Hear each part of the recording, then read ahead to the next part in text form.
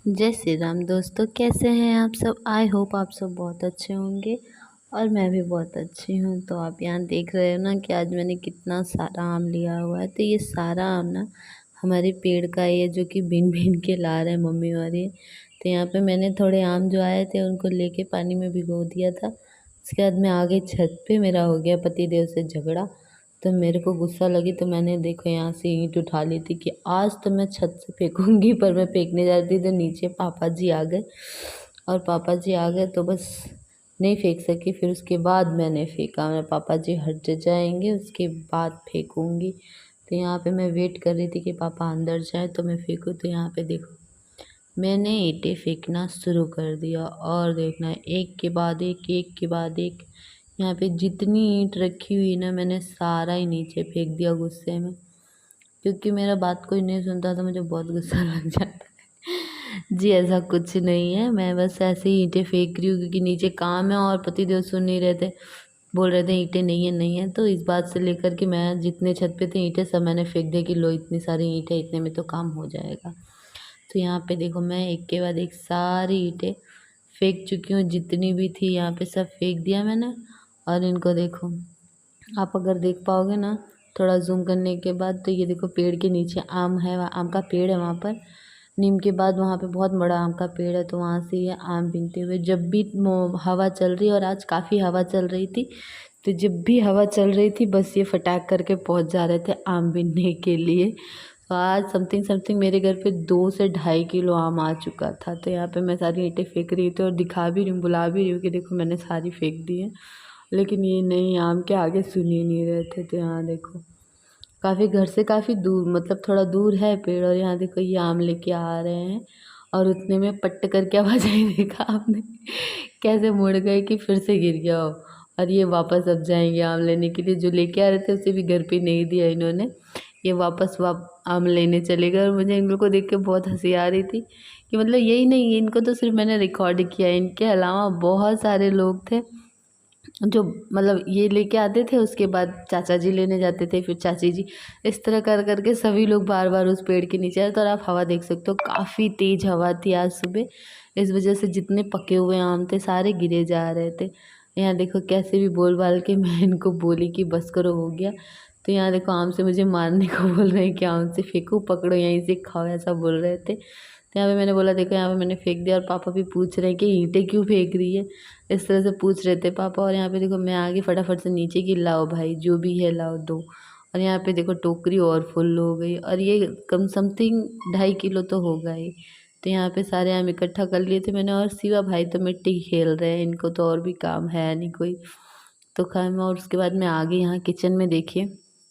और किचन में आई हूँ, अब खाना बनाना है मुझे और मैं दाल डालने जा रही हूँ। तो आज मेरी खोपड़ी इधर उधर घूम रही थी कि क्या करूँ कि थोड़ा सा टेस्टी ये वो बनाऊँ। तो आज मैंने क्या किया ना, जितने भी सामान होते हैं तड़के में डालने के लिए, तो मैंने तड़के में नहीं डाला। आज मैंने कुछ अलग ही दिमाग लगा करके सांभर की तरह दाल बनाने का ट्राई किया। सांभर में तो बहुत सारी चीज़ें पड़ती हैं, बट ऐसा मैंने कुछ नहीं किया। मैंने कहा लाओ टमाटर प्याज मिर्ची जो भी हम तड़के में डालते हैं, आज मैंने सारा काट करके इसमें दाल में ही डाल दिया। इसमें हल्दी नमक और मसाला सब चीज़ें मैं इसी में डाल के आज पकाऊंगी, देखती हूँ कैसा बनता है। तो ये मेरा दिमाग का खुराफात था जो कि मैं कर रही थी। मैंने मम्मी को बताया कि मैं ऐसा कुछ कर रही हूँ। मम्मी बोली भाई कुछ भी करो बस खाना अच्छा लग जाए, तो बस और कोई बात नहीं है। मैंने बोला कोई नहीं, इतना ख़राब तो नहीं लगेगा। वैसे तो मैंने इसे कहीं से देख के नहीं बनाया, बस ऐसे ही दिमाग लगा लिया है कि चलो तड़के में डालने से अच्छा ही इसमें डाल के देखते हैं कैसा बनता है। तो यहाँ पे मैंने सारी चीज़ें इकट्ठा करके इसमें सारा ही कुछ डाल दिया।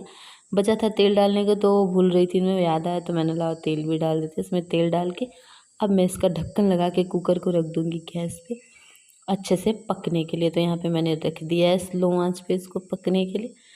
अब बारी यहाँ पे मम्मी देखो छाछ बना रही थी, और गर्मी की हालत इतनी है ना कि छाछ में से मक्खन की बजाय घी निकल रहा है भाई।